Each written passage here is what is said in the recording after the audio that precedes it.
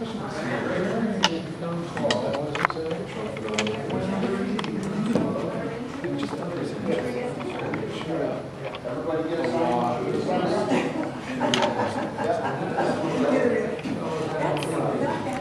a longer handle. Don, did you sign it? Warm sulfur, how are you? Running for my life, yes. $100 a year and Yeah, it's really, goodwill of your neighbors and friends. as long as the rocks don't come too hard, don't come too hard. Every glass house. How you doing? Warm sulfur. How are you? Cameraman. Yes. How you doing? Good, how are you? Okay, are you a voter? I am a New Hampshire voter, yes. Where? What town? I'm from Rye. From Rye. It's not my district, but glad to see you.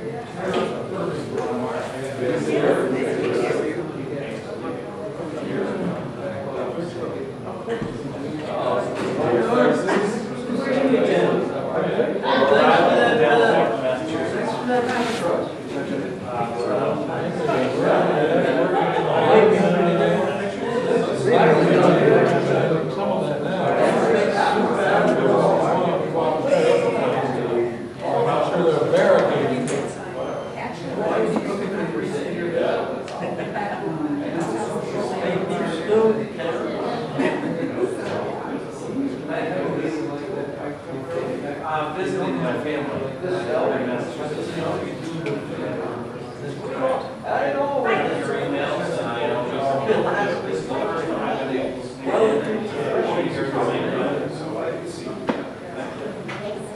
We're the couple that was meeting.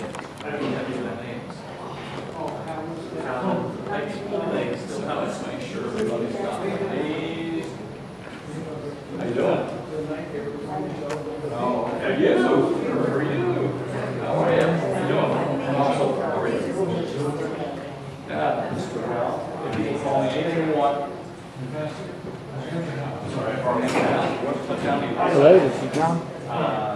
Tony, not my district, but that's okay. You can have that anyhow. Mark? You can have my photo. Huh? You can have my photo. Oh, okay. You too. You got your palm cards out, huh? Yeah, I got palm cards. No, I haven't got mine. If you get some palm cards, give me a handful of them. I'll put them out Okay. Well, I gotta get together with you and talk about, more ideas. Good evening, everybody, and I'm thrilled to see so many people here. I'm happy to see you all anyway, and I'd like to start this evening with the Pledge of Allegiance. Right up here. And who was in the middle? Why don't you lead with that? All right, Mark. I pledge allegiance to the flag of the United States of America and to the republic for which it stands, one nation, under God, indivisible, and justice for all.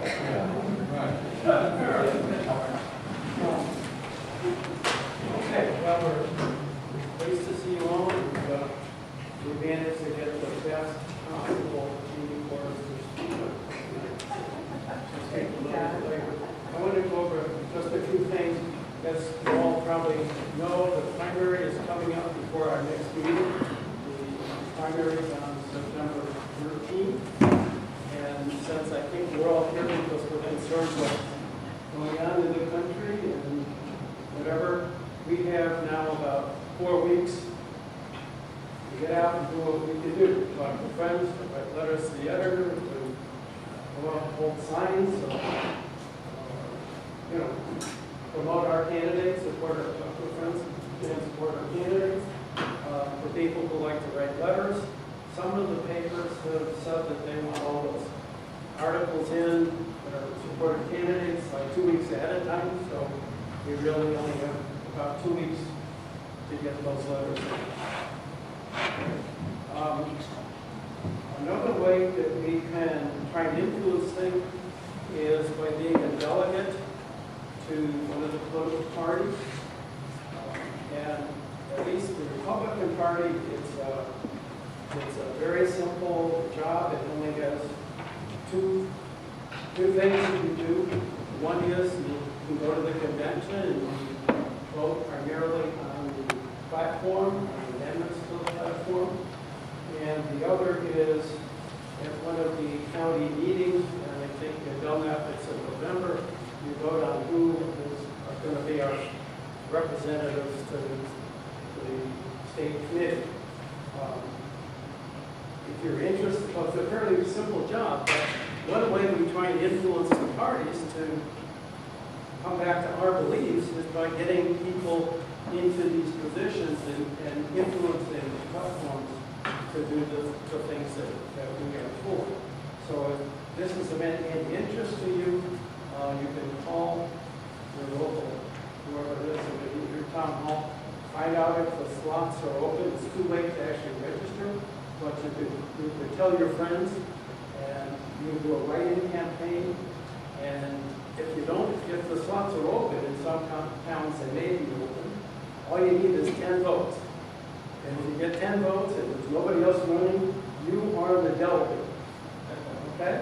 Or if there's 2 or 3 slots, and they only get 2, and there's only 2 or 3 people that are written in, you get 10, and that's one of the most, you're in. Okay? So it's simple, and it's something that's useful for trying to support our ideas. So, I would like some input on the next meetings, so I'd like you to think about that, and I'd be real happy to write down a note. We'll talk to you afterwards. What kind of topics would you like to talk about? Would you like us to address? And if there's an area that you have an interest in, you'd like to lead a discussion in that, that's great. Just put that on the note as well. We have been talking about a few things. Jim here was very interested in refugees, what's happening to refugees, Islam. Talked to Joe Kinney's people about coming before the general election, and so that's a possibility. We could ask some of the primary winners to come back if we want to do that, or whatever is really of interest that you think this group ought to talk about, where we could share ideas. I mean, sometimes I know I have ideas on a topic, and I'd like to talk them out with other people or to go to people. So if you have that would be great.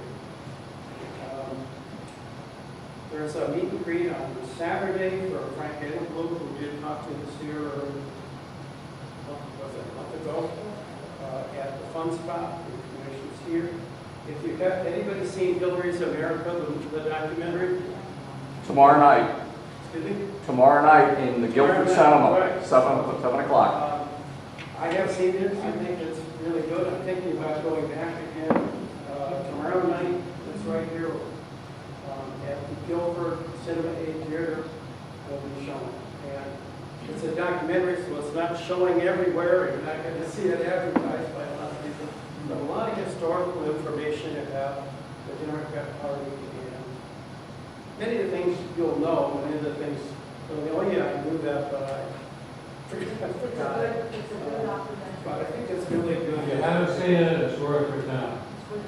Doug, can I just throw it out there for people who have seen it and seen the Obama one, was it 2012? Obama 2012 or 2016. Anyone saying one is better than the other, equal to?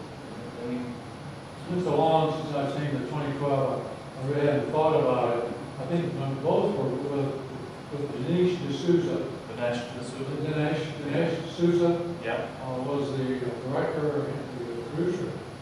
And I don't have any thought on it, but I can say I read pretty much Hillary, some Clinton books that talk about the Democratic Party that weave it in with describing Bill and Hillary and the things that they've been up to for the past 30 years or so.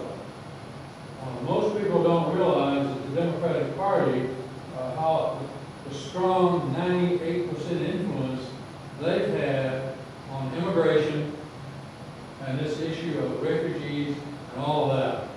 And the Democratic Party, most people don't understand, and they make it real clear in the film. The Democratic Party did not free the slave. Yeah. And so misguided most of the country with. There's a lot in this that's similar to part of a book that Dinesh's wrote, which is called Stealing America, which is interesting. They know that he was sent, not actually to prison, but to, I don't know what you call it, White collar person. recovery or something, transition kind of place. Where if he'd actually been assigned to prison, it would have been a really nice way to live. But here he went with guys who were getting out of prison for armed robbery and burglary and, assault and all sorts of violent stuff. And the book he wrote, which is Stealing America, and really, when you think about it, all the stuff we've seen with Hillary, it's so much, the settling off of different American policy decisions and resources for their personal benefit. At least that's my take on what's been happening. And the movie, this movie, Hillary's America, actually starts with the history of the Democrat Party and their support for slavery, the KKK, and the Jim Crow laws, and up to what's happening today, and how Hillary is just some of the following today. Wow. There are things, you never know what you get in email, so I don't know if these are really, but apparently, one of the things, you don't know for sure if it's actually happening, but a recent email I got is that the Trans-Pacific Partnership may be coming up again. I called both of our senators, and neither of their offices could tell me either when it was coming up or what their senator's position was on it. Jim Rubin says he's against it, and he says that Hillary Act has expressed support for it, but that her office did not confirm that. The other thing which is happening, which is in the news, is that Obama is releasing Gitmo prisoners, and in some cases he's paying other countries to take them.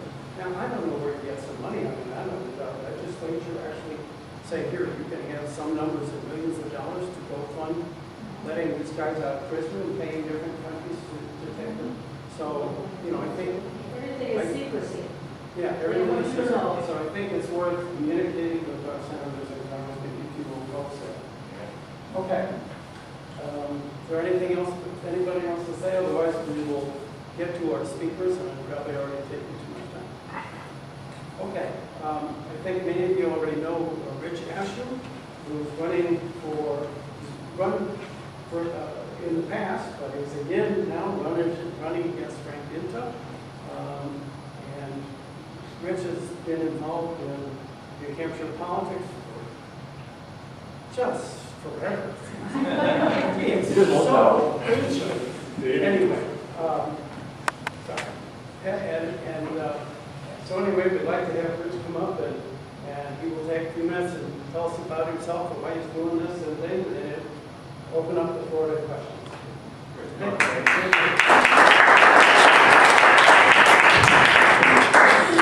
would have worn my shorts and sandals. Thank you all. Well, thank you for allowing me to talk, but also thank you for being here, for doing what we're doing.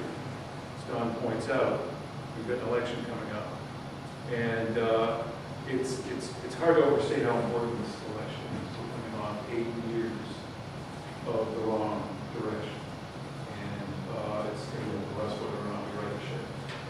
And to put things in perspective, whether it's been a long time or not that I've been involved in politics, it does feel like a long time. My first campaign was for this very seat in 1976. And then a man named Dave Banks, who's a car dealer, decided to challenge him, a Democrat at that time. I was 10 years old when my mother brought me because she wanted to volunteer.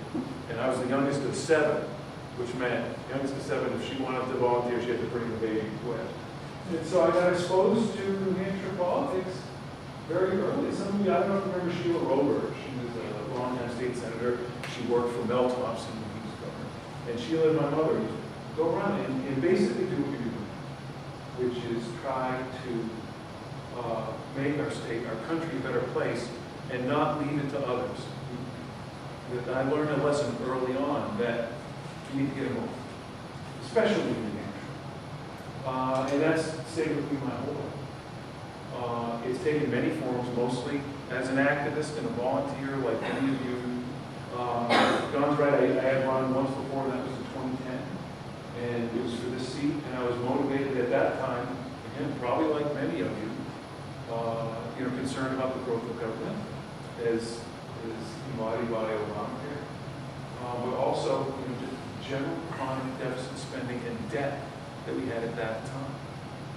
We also were living in a dangerous place at that time in the world, the national security risk, and a terrible economy. So economy, national security, debt, and deficit. Those were the things that motivated me to run in 2010. I'm running now because those issues are not only still with us, but they're worse. We haven't seen meaningful progress on them, and in particular on national security. We seem to have backslid in our ability to deal with the threats we're dealing with. And I don't have all night, so I'm going to talk a little bit more about some of those things, but I'd like to leave as much time for questions so you can find out what's on your mind as well. But I will tell you, nothing that we say we want to do or be as a nation is possible unless we put our fiscal house in order.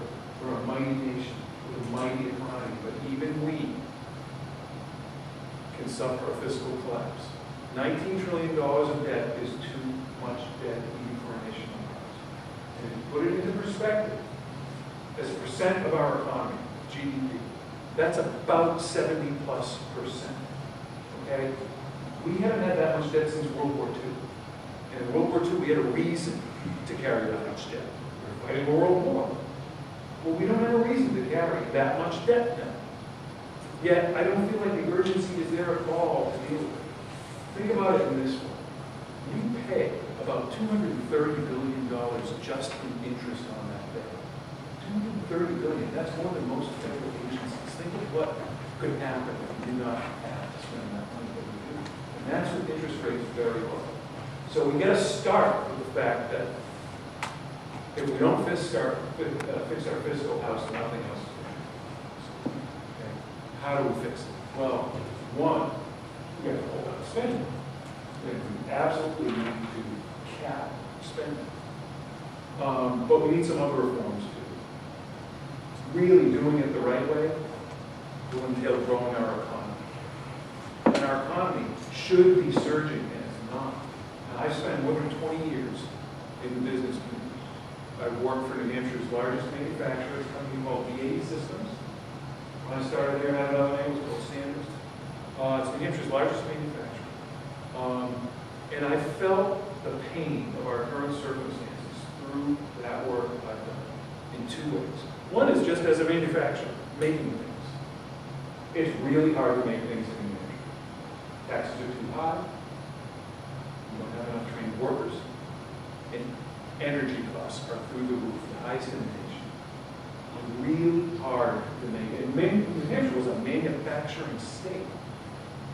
It's not as much anymore, and it's getting worse, and we need to do something about it. So if you want to deal with this deficit situation, one of the things you can do is grow the economy. Well, one of the reasons why we can't grow the economy, taxes are too high, on the personal side and on the corporate side. Corporate taxes, the taxes business pay, 35%, the highest in the civilized world. It's just not competitive. Of course we're losing jobs. Businesses are trying to stay alive. We're looking for cheaper ways to do everything. We'll go places where the taxes are lower. They shouldn't have to do that. We should have a competitive tax environment. So we need to do that. Finally, on national security. You could basically sum up everything that's going on with the fact that we have a president who's the most ill-suited to be commander-in-chief that I've ever seen. It's not why he ran, it's not who he is, and we're now paying a price for that. And that price is that our allies are shaken. We have made promises that we didn't keep. We did it in the East. We did it in Ukraine. We do it all the time. We need to stop. Because we can't be the world's policeman. We need strong allies. But our allies need to have faith in us, and they don't. Our adversaries are emboldened. This nuclear deal with Iran will cost a generational cost. It will cost a generation. Iran, #1 state sponsor of terror, and that we are now helping their economy. That is what they got out of this deal. We're not going to keep them from getting this. If anything, we might delay it, and I'm not even sure that will. What we are doing is feeding their economy. And with that money, they're going to continue doing exactly what they've been doing, which is sponsoring radical. The next Congress needs to undo that. Almost every problem we're having in the Mideast as a brand at its core, and yet we are trying to help our economy. We can't have that. When you have a president who has no strategy, no idea on national security, you need a Congress that can stand up. But we don't have that now because these things are happening. The nuclear steamrolled right through Congress. Obamacare steamed right through Congress. We haven't seen meaningful action on immigration, even though that's been a problem for how long? How long have our borders been insecure? No meaningful progress on the border, no meaningful progress on sanctuary seeking. So what's going to change?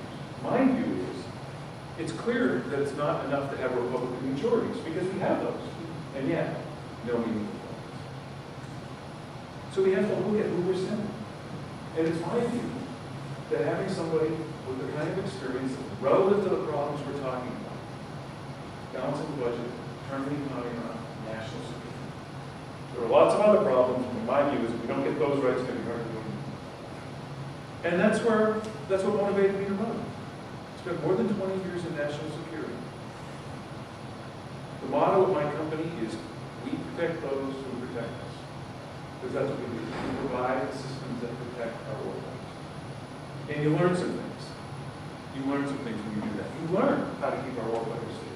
You also learn what's followed in the national security, the things not to do. And that's in the last 8 years. We can't have another 4 years. And that's what they were going to do. We have a continuation. And Americans of all political stripes are upset about the lack of action on the things I'm talking about. There may be some disagreement over the way, but all Americans are upset. We saw it across the board in this presidential race. This is our opportunity to lead. Let's roll back the clock just a little bit. In 1980, right about this time of year, Ronald Reagan received the nomination. What kind of a world was he coming into at that time? Well, think about the 70s, the late 70s. We were getting pushed around by Iran. We were getting pushed around by the Soviet Union. And we had a terribly stagnant economy and high inflation. Circumstances aren't that different. And what happened?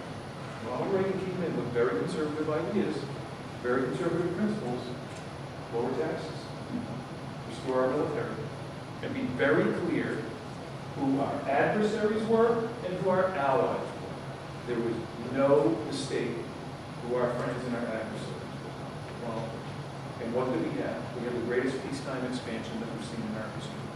We can do this. But it's going to come down to what we do in September and in November. There are so many races going on in so many ways, the state, the local, the federal, there's so many important races.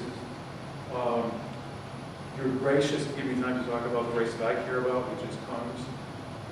The reason I'm running, quite frankly, is not only because I believe I can help, but it's a deeper feeling than that. I've got 5 children, my wife and I, 5. We're worried about them, as you all are worried about the next generation. Leaving this world a better place for those kids. We want them to be safe, successful, and independent. And right now, we're not doing those things. We're not doing those things. They're going to be less safe. They have trouble being successful because the economy's down and they inherit all this debt. And you can't be independent when you have a government that is growing like a weed. Overregulation, strangling our lives and our communities. It's got to stop somehow. Republican majorities aren't enough. We're going to have to change up the country. I am, again, grateful to be here. I'd love to devote some time to answering questions. And I look forward to it. Thank you very much.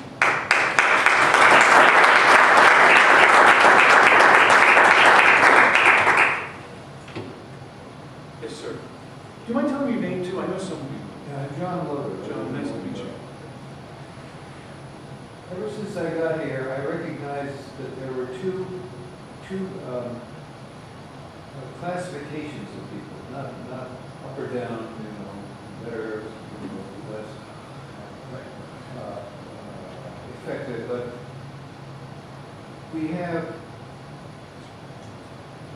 the snowbirds. And I think this is characteristic of the town. Along about the end of October, maybe into November, they're gone. They're the absent factor which would help this town to knit itself together. They're not here. They're in Arizona, they're in Florida, they're abroad in Europe. They're anywhere but here, and they're ineffective. And everything is on hold until they come back. But then when they get back, they want to mow the lawn, they want to reestablish their social contacts. Nothing to do with politics. I've never seen a place like it. So how can anything get done? How can anything be decided? How can anything be analyzed? I listen at night to radio. That's where I find out far more than I do from newspapers or politicians wandering around. I get the real gouge. There's some kind of a moderator who goes around the country from here to there to the other place, interviewing people there. I learn things far better than a newspaper, far better than a TV. That's where I get my input. And I'm disgusted with what's happening. Why I got a half an hour sleep last night. I feel great. Why? Because I'm charged that I heard some truth, which I was looking for. One of the several names for it is red-eyed after night. Red-eye.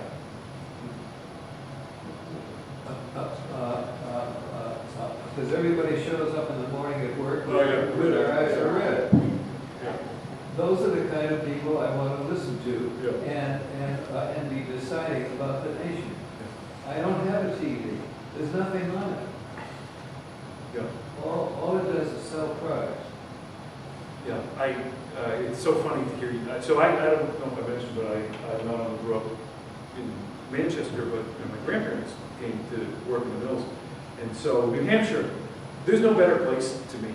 I've been around, never lived anywhere else, a short stint of time in Washington after I graduated from college. And I'm always amazed, and Moultonboro is one of those places I would come to as a boy. I have relatives in Moultonboro. And I was always amazed at the two towns, the one in the summer and the one in the winter. And I feel like New Hampshire has so much more to offer than the seasons, right? That the political intimacy that we expect from our leaders, right? We're having this conversation now. I expect, if I'm honored to be elected, that you ought to be able to do the same thing, reach out and grab me and hold me accountable. And why the snowbirds don't get that and make this their permanent residency, because how important is that to be able to have that contact with the people who really are serving. Other states don't have it, but we have it. And once every 4 years we share it in the presidential race, and it's one of the gifts to the nation that New Hampshire has. But it's on us, to share those blessings. I mean, if we're not active here around, it's hard to expect the snowbirds to be too. So again, being involved this year is going to be so important for that reason. I listen to Red Eye too, and we came up here for 20 years. Sometimes I look up and down, and I think we didn't know how to get involved. I didn't know how to get involved. I don't know about other people. I just didn't know who to talk to. We didn't have too many friends because we were summer people. Yeah. And so it's hard for the summer people to get involved. So what changed for you? Well, I lived in Massachusetts and sick of it. So I loved it up here. I loved it in the summer. We knew we were coming up when we retired. We knew that. So I've been here officially since 2010. But we've been up a lot. We come up a lot in the winter too. But But I think it was hard. It's hard to know what to do. It was the first time I was involved. It was in Romney campaign. So I wasn't involved before that, and I was willing to be, but didn't know what to do about it. So if, from the political side, if we could reach out to the summer people somehow, I don't know how, maybe I can look at them too, if possible. But I think from the other side of the fence, you know, it would be try to get the summer people involved. You know, Because I think we'd like to be. one thing I will say, and as a candidate, I can speak to this. So much of the involvement is through political parties. And that's good. We need that. Yeah. But what I'll find is you'll show up at a meeting and they'll spend 10 minutes on going over minutes, and then they'll spend 20 minutes going over upcoming events, and then they'll go to bylaws, and then eventually at the end of 2 hours, they'll get to a candidate. The candidate might speak for 10 minutes, and whereas groups like this, Tea Party, 9/11, active but not necessarily related to the party, it's like this. Someone that you know, nice, Don gets up, says, okay, you know, we'll get to the things, and then boom, we go right to the issues. And that's so much more nutritional and enjoyable, and there needs to be more. There's less of it this cycle. There's less of it this cycle. When I ran in 2010, every other meeting was a non-political party meeting. It was just people who cared, found what they called meetups, right? A meetup, that's it. You got together and you didn't waste a whole lot of time talking about irrelevant things. And what happened in 2010? We surged the big. Well, I guess I'm relatively new here, 15 years. We chose to move here for quality of life, to say the least. And this is our permanent home because we are full-timers. We're not retired yet, unfortunately, but we'll get there eventually. But my question to you is, how do you go about cutting the pork and figuring out, prioritizing what's important to keep in the budget, where to cut the spending? I mean, I'd like to hear your priorities as far as what should stay, what should go, and how you identify, and then how from there does the process work? Yes. How do you get involved? It's a great question. It is about priorities. In 2011, something called the Budget Control Act was passed, and I don't want to get all wonky on you, but the Budget Control Act was passed, and that implemented across the board spending. This is a terrible way to budget. Because it basically said, oh, we did domestic spending, but defense spending, we're going to treat them the same. Well, they're not the same. But that's what we did. That's what Congress did. The people that we are counting on to make choices for us did. And we're paying a price for that because some things that shouldn't have been cut were cut. You know, our military. We got it in our military. And there's so much duplication. That's really the simplest place to start is duplication. There are so many overlapping. But the fact of the matter is, government's just too big. It is too big and self-perpetuating. So I would do a couple of things right off the bat. One is, you're right, the cash spending. But the problem with that is you can't leave it to the agencies to decide where the money's going to come from. Because what do? They take it from a place that hurts the most. We just saw it on Zika, right? Okay, Congress stood the ground and said, we're not going to approve huge amounts of money. You can, HHS, you can find the money you need. Well, what did they do? They took it out of the most popular programs. Things that we all care, cancer research, diabetes, things that we all care about. Well, that wasn't the right. So Congress has been ceding too much discretion to the agencies. That's resulted in two things. One, overspending. Two, overregulation. Congress has not been specific enough in its lobbying that has given agencies too much leverage. I believe we do prioritize national security. That's the first duty. We're not there yet. We are not equipped properly to deal with this. And the other, we still have other threats that we need to deal with. So I would be putting national security first. We've got a huge domestic budget. I think there are savings there. I think that there's important things that need to be spent on as well. But this is why we have a budget committee and a budget Congress for the other budget committee. But I don't want to, there are other things that we need to do that I think will also drive revenues and drive government. And one of them is, I'm a supporter of the flat tax. And the reason is, we've got an IRS that, as we've all seen, is politically active, picks winners and losers, is inefficient, and most of us don't have any idea how it works. Go to 5 different tax preparers, we have 5 different answers, right? That should be. So I believe taking, dealing with the IRS in a way that promotes bold, radical simplification of the tax code is going to have a large impact on cost of living. So I can go on and on with this. Yes. I think we all agree that the federal government budget is loaded and far too large and is too big a deficit and continuing. But strategically, what the Republicans seem to always do is they say, oh, we want a balanced budget, but this time we're going to only go for a $200 billion deficit because that's what we think we can do. And the Democrats say, well, we want a $1.2 trillion deficit. So we work and we compromise on a $600 billion deficit, and nothing gets done.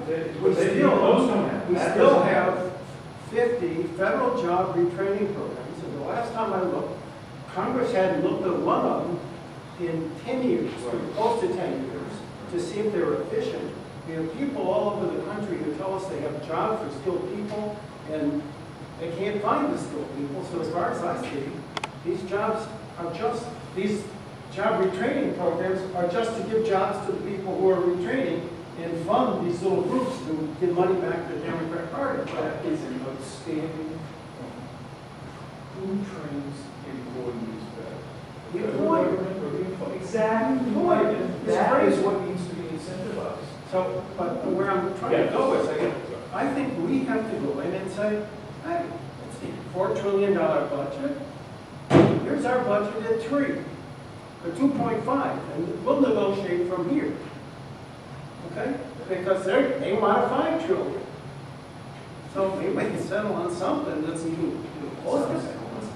It's crazy.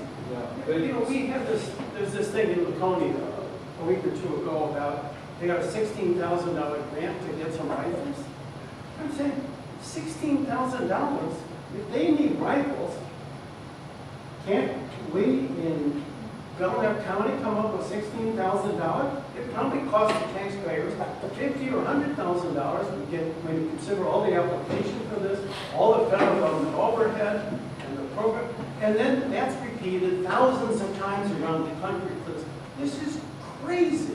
Well, nobody budgets the way the federal government. Businesses don't. I mean, it's appalling. Anybody who's in the business community, you're appalled by this. Most states budget responsibly compared to the federal government. For some reason, we lose our minds at the federal. I think it's Washington. I think it's the Washington mindset.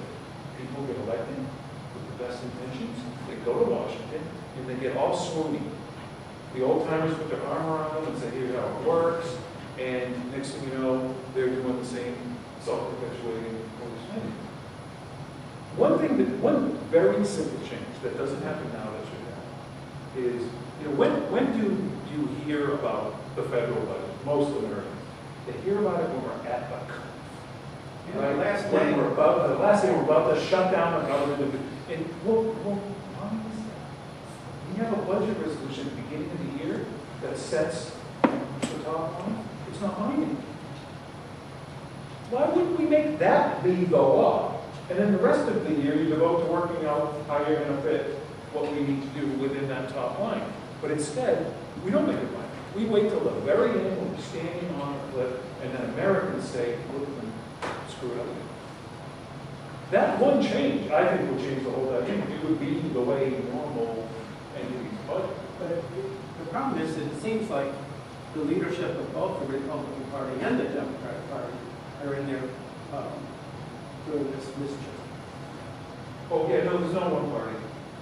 Well, as I said, if it could be solved by Republican majorities, it had been solved. It's a different sensibility. That's, and that's why I do think, the private sector doesn't have all the answers, But I think in the things that we're talking about now, responsible budgeting, national security, economy, I think that someone like me who's coming from the outside, in the world of the private sector, has something to offer. That's been a lot of the people don't want. Is there any way, I might be imagining this, but is there any way the states can start demanding to get back the power they deserve and get the stuff out of Washington that belongs back in the states? I think it's up to people like me to It has to demand be of the the state states. to request it or demand it back. That is a necessity. The states are much closer to the problems. It's the 10th Amendment. Yes, it is. It is a Ten Amendment. It is, Right. yeah, the federal government has been. They have no has been business on being in our the track. schools, they have no business being in half what you do. They're Absolutely. screaming about infrastructure, that's the one thing they should do, Yeah. along with the money and the government, the defense, Yeah, and all the rest of the stuff should come back to the states. yeah. Can we do it right? But can't the states get it back? Yeah, no, The that's, government's never gonna give it up. yeah. We've got to demand it back. No, that's true. And you know what? It's not like we haven't been here before. We have. When Ronald Reagan was first Yeah. elected, a lot of flow back to the states. Republican Revolution, the contract with America was a big piece of that. Yeah. Welfare reform pushed it down to the states.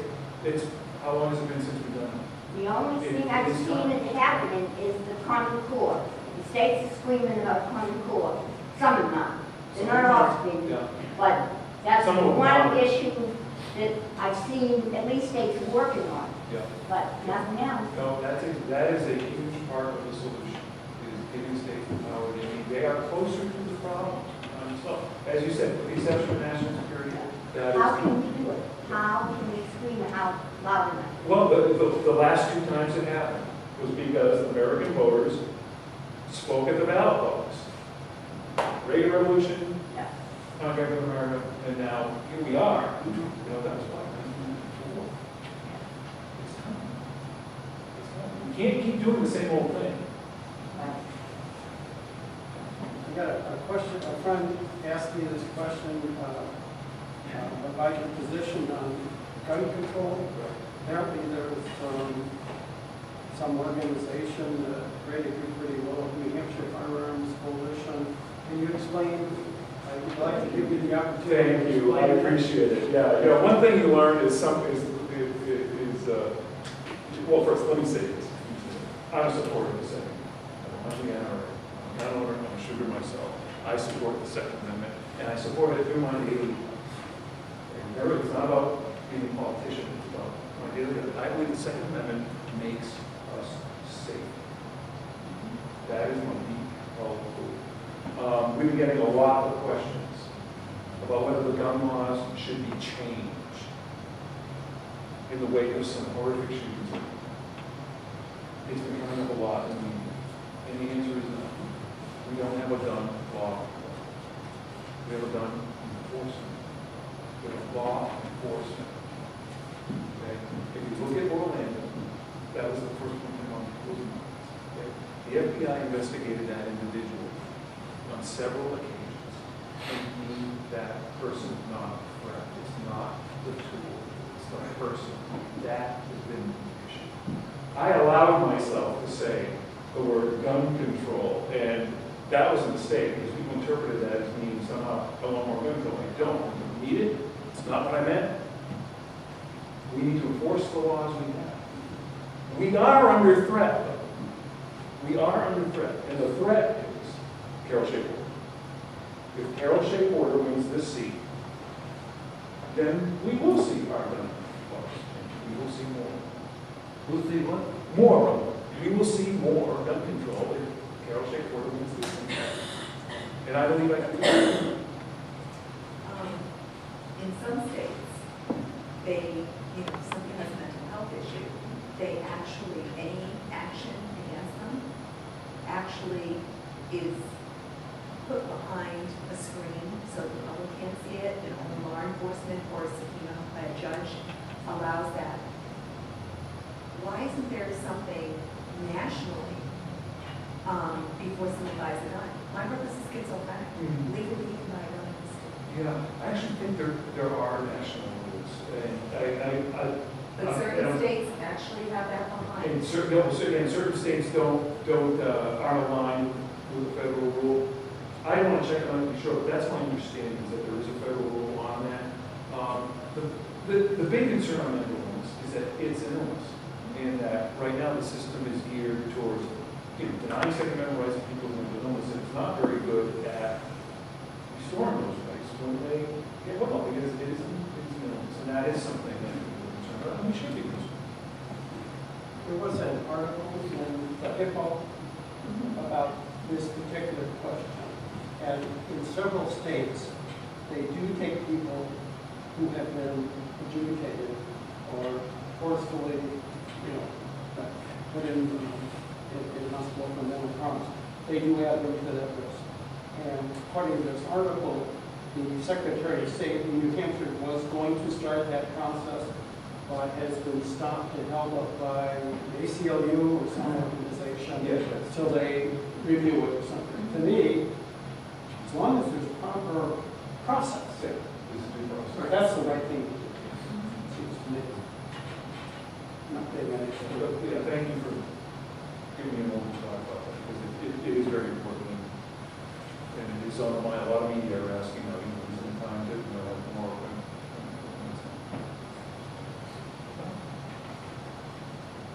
Occasionally, I have lunch at a local restaurant, and it's a parade of the cripples. My heart goes out to them. They come in on creepers, wheelchairs, crutches, everything.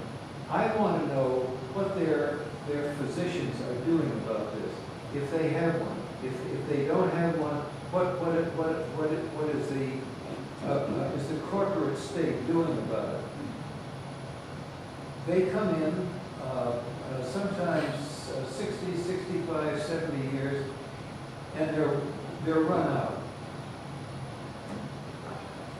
I have a book which was given to me by a specialist in diet, and in it is a picture of a man sitting among a great many people who it says are his relatives. He's 168 years old. Now, how come we can't replicate this? What's his secret, and how come it's not being carried out? How come physician after physician around the world is earning a king's ransom at not finding a solution for these people's health? It's the biggest money maker in the world, keeping them invalids, keeping them on crutches, keeping them in wheelchairs.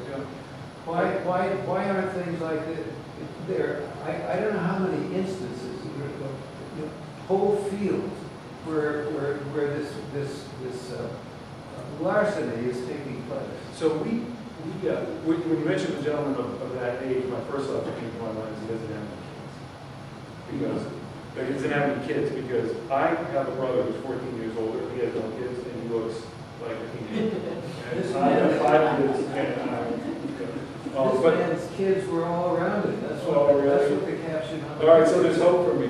The point is we right now, and look, before I ran, I was on the board of Catholic Medical Center in Manchester. It's a fabulous hospital. We have amazing technology, amazing healthcare. I mean, if you're sick in the United States, this is the place we want.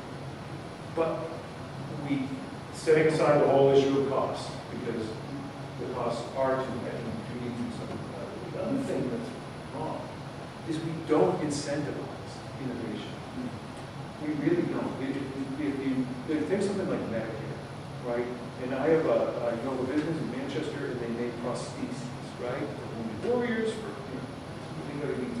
well, Medicare does not reimburse the best, because the best lasts longer, is more effective.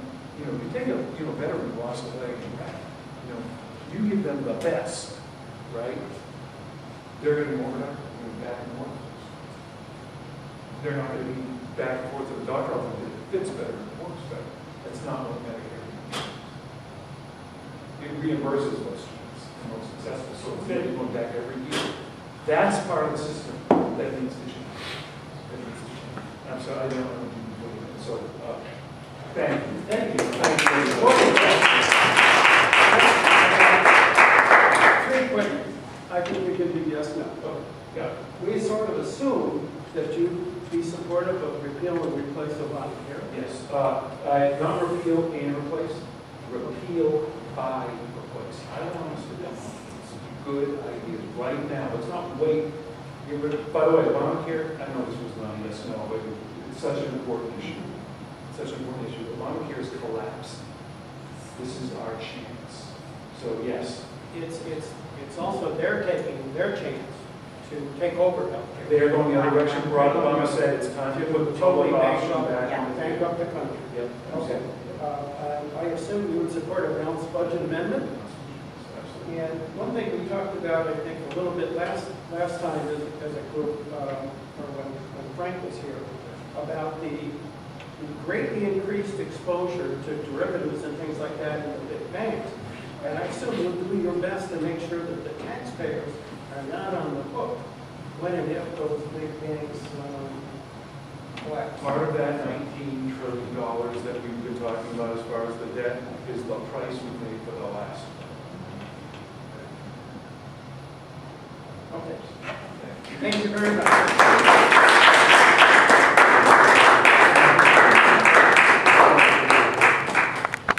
I am so pleased to be able to announce that we have the best speaker for Judy Ford. And Judy was kind enough to come and speak to us, I think, in February, and for the announcement, the fact that she was going to run and make sure that we had a great governor, and